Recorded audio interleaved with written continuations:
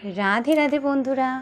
তো আজ আমি বৃষ্টির দিনে ঘরে থাকা সেদ্ধ চাল ও মুসুরির ডাল দিয়ে বানিয়ে ফেললাম খিচুড়ি।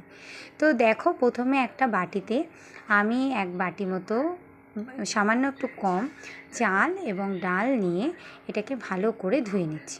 দুবার তিনবার করে ধুয়ে নিচ্ছি, তাতে খুব ভালোভাবে পরিষ্কার হয়ে যাবে।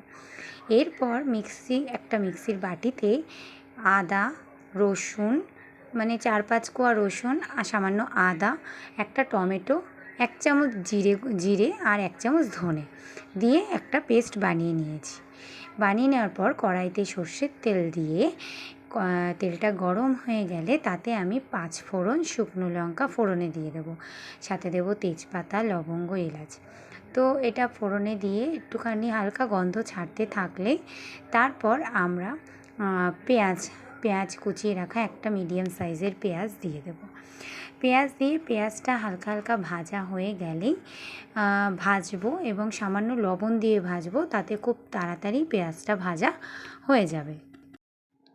তো দেখো, খুব ভালোভাবে আমি ভেজে নিচ্ছি এবং এটা যখন ঘরে কিছু থাকে না, তোমরা এটা রান্না করে খেতে পারো। খুবই টেস্টি লাগে খেতে এবং খুবই তাড়াতাড়ি রান্নাও হয়ে যায়।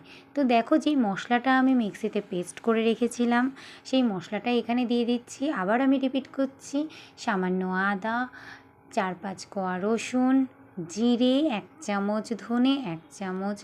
এবার কাঁচা লঙ্কাটা যদি তোমরা দাও বেটে দিতে পারো কিংবা চিড়েও দিতে পারো। তো দেখো, এখানে আমি হলুদ অ্যাড করে দিয়েছি। এবার মশলাটাকে খুব ভালোভাবে কষাবো যতক্ষণ না তেল ছেড়ে দেবে।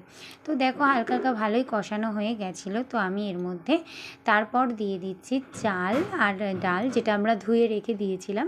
তো সেটাই এর মধ্যে দিয়ে ভালো করে মিশিয়ে নিচ্ছি। মিশিয়ে নেওয়ার পর আর বেশি কিছুই করতে হবে না। তো তোমরা এতে জল অ্যাড করে ঢাকনা দিয়ে ঢেকে রাখবে আর একটু পরপর ঢাকনা সরিয়ে এটাকে নাড়তে থাকবে। লবণ দিয়ে দেবে, একটু বেশি করে লবণ দেবে, তাহলে যেহেতু জল যাচ্ছে এই জন্য সামান্য একটু চিনি দিয়ে ব্যাস ঢেকে রেখে বারবার একটু নাড়াচাড়া করবে যেন তলায় লেগে না যায়। তো দেখো, আমি এরকমভাবে ঢাকনা দিয়ে বারবার নাড়িয়ে রেখেছি। এবার দেখো, এর মধ্যে আমি অ্যাড করে দিচ্ছি 1 চামচ ঘি এবং ঘিটা দেওয়ার পর আমি সামান্য গরম মশলা অ্যাড করব। বাস, আর কিছু লাগবে না। এবার এটাকে চালটা সেদ্ধ হয়েছে কিনা, ডাল তো অবশ্যই সেদ্ধ হয়ে যাবে। চাল ডাল সেদ্ধ হয়ে গেলেই আর সামান্য আলু কুচিয়ে দিয়েছিলাম, এতে না আমাদের বাড়িতে সবাই খুব আলু খেতে ভালোবাসে। তো দেখো, সাথে সার্ভ করেছি পাঁপড় ভাজা, বেগুন ভাজার সাথে। তো রাধে রাধে।